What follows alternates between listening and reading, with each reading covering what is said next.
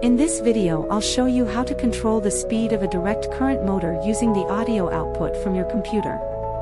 This experiment is simple but very interesting.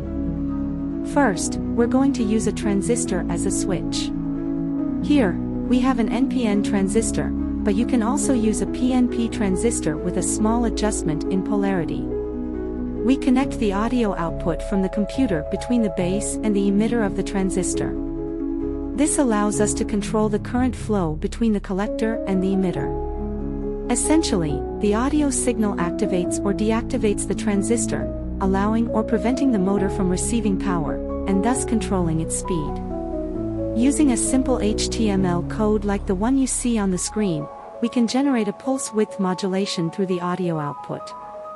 This lets us adjust the frequency, duty cycle, and volume of the signal.